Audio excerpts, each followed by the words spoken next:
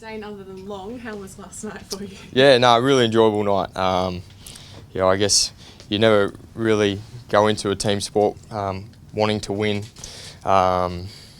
personal awards, but when they come along, it's obviously great and good recognition for the hard work that you put in. You look at the honour roll from this club. I mean, you've joined the elite, haven't you? Yeah, it's quite a long list too, along the likes of Michael Voss and Simon Black, and in recent years, Rocky's obviously been fortunate enough to make the side. So, very humbled, very honoured to be in the position that I am. Is it an indication? I know you know, even though you're finished with the wooden spoon, but you keep telling us that the corner's there to be turned. That you and Rocky now in the last 3 years or so, when there's only been a couple in 10 years for the club. Yeah, I think it's just recognition of the hard work that we've that we've put in for a long time, but now I think we're getting recognised for that, and I think it's great that we've got 3 young kids tomorrow that will be represented in the Rising Star. So there's a lot of young, good talent, and I think we have turned the corner, and hopefully the competition can recognise that and to pick up these little milestones along the way. It's not only great on a personal level, but it's great for the team that they're getting recognised. Last night you touched on proving people wrong, and obviously you're overlooked in a lot of drafts. Is that something that still does motivate you now, or are you beyond that at this stage of your career? It's a tough question. You're always willing and wanting to get better, so that's what I strive to do. I think Chris has really brought in an attitude and a culture shift, is that we want to get better every single time that we take the field, whether that's playing, training or in the gym. So I just consistently run with that mindset now, and that's something ingrained with me, that every time I take the track for the club, that I put my best foot forward. Gold Coast could have had you, but they didn't. Could have. That's all right. What do you remember of that time? Did they say anything before passing you on, or what do you remember? Nah, I never really made contact with the club at all, to be honest. It was all done through my manager at the time, so that's all water under the bridge now. How do you look back on this year, Dane, for yourself and for the club, I guess? Exciting. As I said, I feel like the club is in a really strong position now. I feel like we've certainly turned a corner. We really didn't want the season to end, believe it or not, even though the last game was a little bit unfortunate, but we reflect on our whole season, and especially the back half of how far we've come as a group, and it's exciting. And as I said, it's always nice to pick up these little milestones along the way, and hopefully the whole club can celebrate it. What's been the personal improvement that's elevated you into the elite? I think just more opportunity to play in the midfield. It's probably been one of the key attributes to it, I think. I spent a lot of time playing forward, out in the wing, but then this year, Fags and the coaching staff give me the opportunity to play in the midfield, and I feel like the more time you spend around the ball, it's only natural that you're going to get more of it. And I think taking my opportunities in front of goal as well.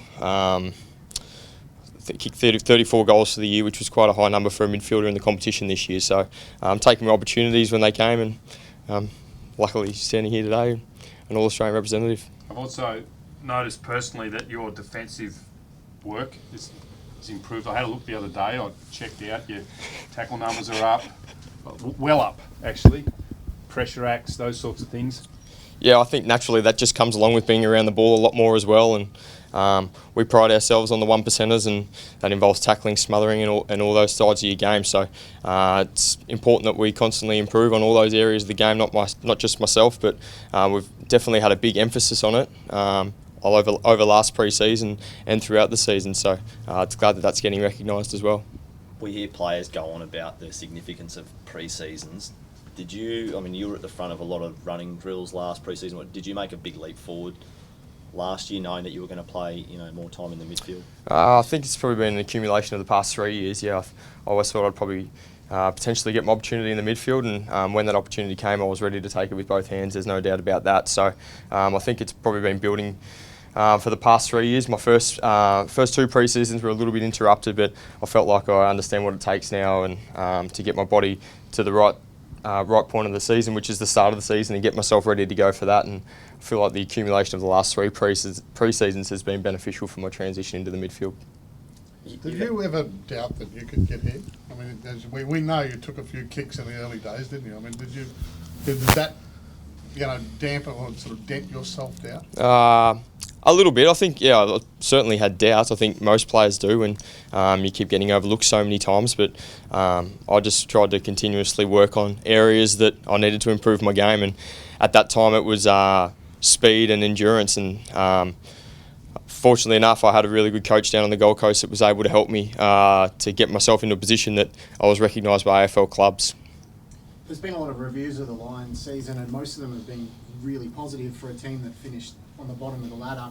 Is that a sign of sort of the attitude that Fags has brought to the club this year, that despite the results not necessarily going that way, that everyone sees the potential? Yeah, I think so. And even talking in the room last night amongst a lot of the other opposition players, they really admire what we've been able to achieve this year, and we don't necessarily look at wins and losses. I know it's important. I know that's what our season's judged on, but we look at the process and how we can actually get to that last day in September. And I think as a team we understand now what it takes to do that, and we understand it's got a lot of hard work, and we're really all bought in and ready for the ride.